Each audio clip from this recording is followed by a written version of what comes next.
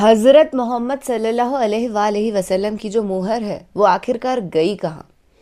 Where's the seal of Prophet Muhammad, peace be upon him, right now?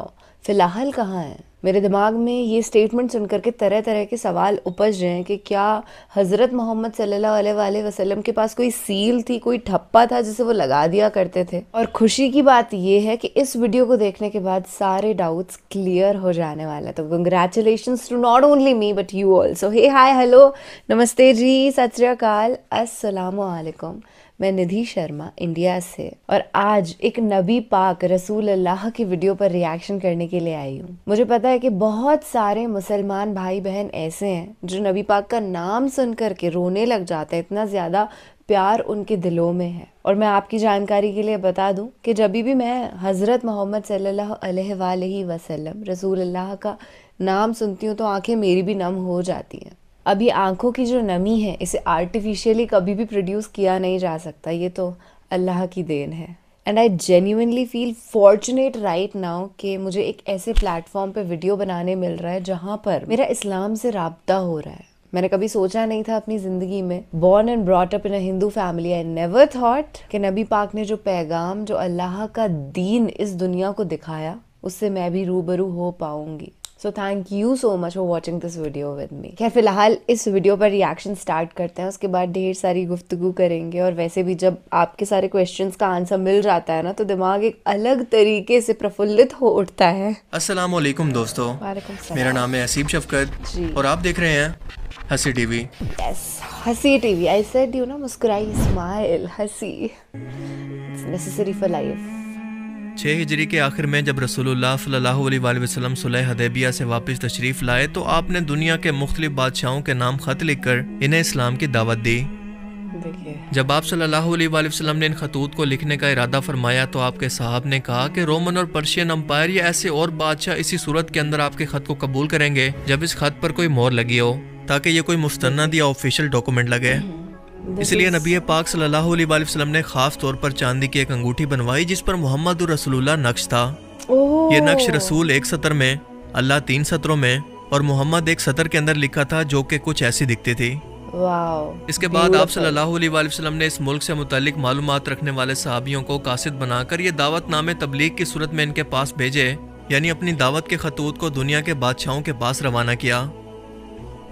यह मोहर नबूवत की अंगूठी इंतहाई बरकत वाली थी और आप सल्लल्लाहु अलैहि वसल्लम खुद भी इसका इतना एहतराम करते थे कि जब भी आपको बैतुल खुला जाना होता तो आप इसे उतार कर जाया करते हैं। इससे पहले आप सल्लल्लाहु अलैहि वसल्लम ने सोने की अंगूठी भी इस्तेमाल फरमाई, लेकिन जब मर्दों के लिए सोने को हराम करार दिया गया तो आपने इसे दोबारा कभी नहीं पहना और इसके बदले में एक चांदी की अंगूठी बनवाई और इसे भी बाद में उतार दिया, जिसकी वजह आज तक किसी को मालूम नहीं कि आप सल्लल्लाहु अलैहि वसल्लम ने ऐसा क्यों किया।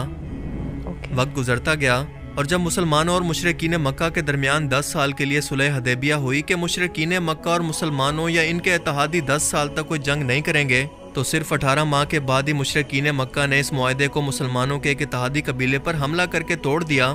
मगर इन्हीं 18 माह के अंदर आपने दुनिया के हर एक बड़े बादशाह को इस्लाम की तबलीग और दावत के खतूत लिखे, जिस पर कुफार मक्का ने आपका बहुत मजाक बनाया।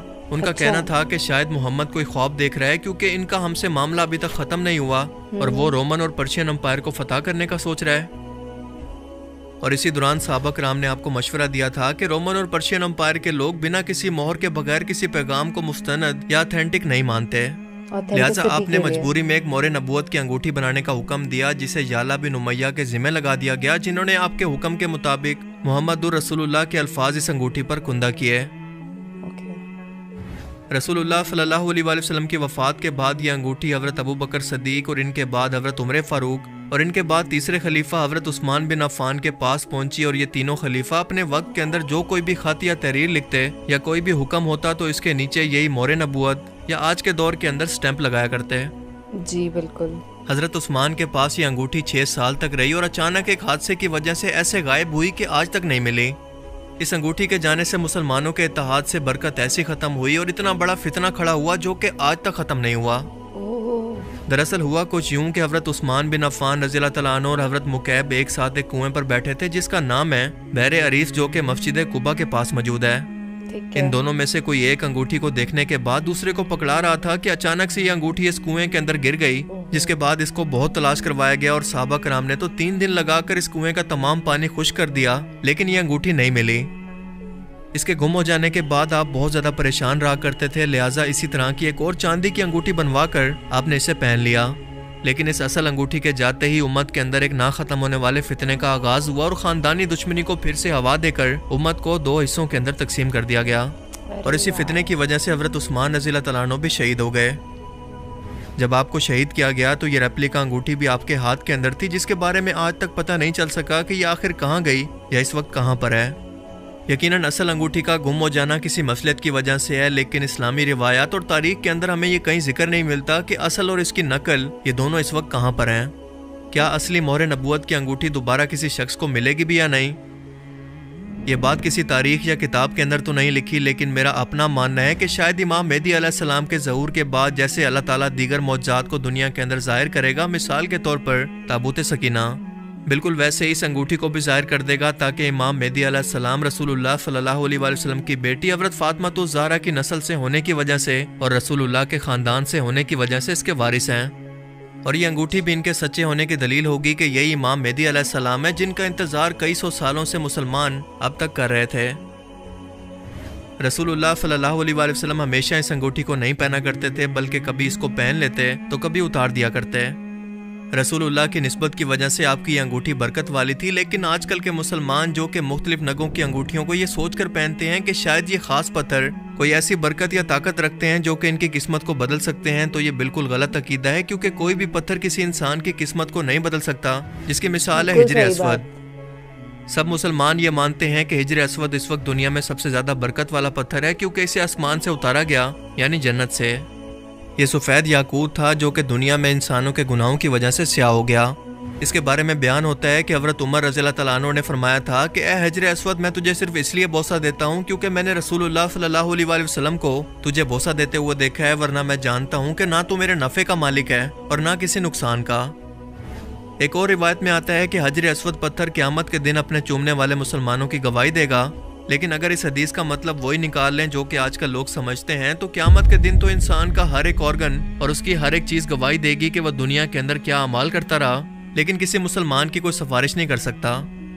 यानी हज़रत उमर के अल्फाज के मुताबिक हिजर अस्वद भी क़यामत के दिन किसी इंसान को ना तो कोई फ़ायदा पहुँचा सकता है और ना कोई नुकसान, कि ये शख्स जिसने मुझे चूमा था कन्फर्म जन्नती है।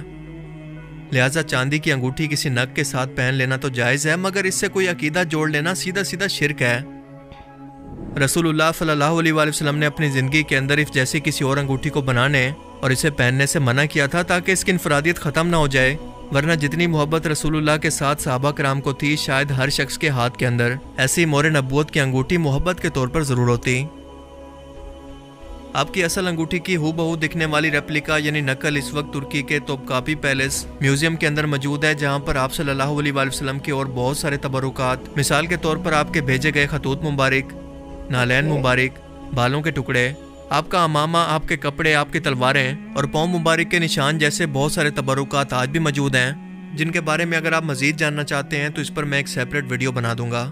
Thank you so much. अल्लाह हाफिज़, अल्लाह आपकी हिफाजत करे भाई साहब। आपने इतना प्यारा सा वीडियो हम सब लोगों के लिए बनाया। हजर अस्वद पत्थर की जब बात हो रही थी तो एक बात मेरे दिमाग में आई, मैं आपसे साझा करना चाहूँगी। कुछ वक्त पहले एक ऐसी न्यूज़ सामने आई थी और वीडियो क्लिप भी था बाकायदा, जिसके अंदर एक आदमी ने बोसा दिया हजर अस्वद पत्थर को, और वो इस तरीके से अपने हेड को लेकर के आया कि उसके सर पे चोट लग गई, उसके खून आने लगा।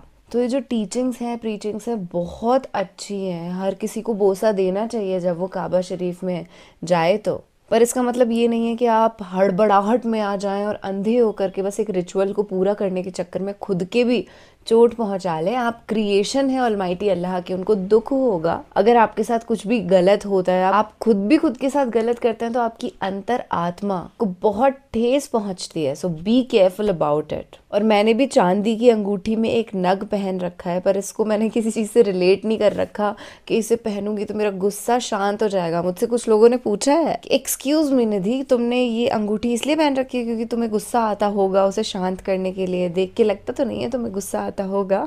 तो मैं बता दूं कि मुझे गुस्सा बिल्कुल भी नहीं आता फर्स्ट ऑफ ऑल, और ऐसी किसी चीज़ से मैं इसको कभी अटैच करूँगी भी नहीं कि मैंने ये ख्वाहिश को पूरा करने के लिए इसे पहन लिया है, अब कुछ वक्त में वो ख्वाब मुकम्मल हो जाएगा। ये वाकई एक फितना ही है, क्योंकि हमने एक ऐसी चीज़ को जिसे अल्लाह ने क्रिएट किया है उसे अल्लाह का दर्जा दे दिया, और मांगना है तो बस आप उस अल्लाह से मांगिए, किसी और से कभी मांगने का कोई फ़र्ज़ बनता ही नहीं है, बिल्कुल नहीं। हालांकि मैं ये भी मानती हूँ कि चांदी जो है उसकी तासीर बहुत ठंडी रहती है, ये नग भी बहुत ठंडा है, तो ये आपकी बॉडी को काम डाउन कर देता है, कूल कर देता है naturally, but that definitely does not mean हाँ भैया अब ये पहन लिया, अब कोई गुस्से वाला इंसान है उसे गुस्सा बिल्कुल आएगा ही नहीं। ये सब तो जो एस्ट्रोलॉजर्स हैं और बहुत सारे लोगों ने धंधे बना रखे हैं पैसे कमाने के लिए, बढ़िया बात है, वो भी अपना काम चलाएं। हमको पर अवेयर रहना होगा कि हम किसी हराम से अपने आप को अटैच ना करें। और हज़रत मोहम्मद सल्लल्लाहु अलैहि वसल्लम की ये जो सील है, ये जो अंगूठी है,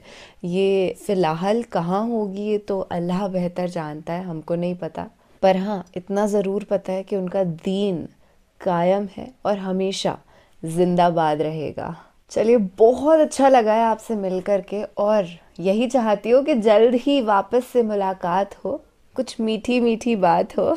अपना और अपने पूरे परिवार का ना ख्याल रखना। मैं ऐसी बेहतरीन वीडियोस पे रिएक्ट करती रहूँगी और सभी का ईमान ताज़ा करती रहूँगी। तो फिलहाल मैं चलती हूँ, आपसे इजाज़त लेती हूँ, अलविदा नहीं कहती। अल्लाह हाफिज़।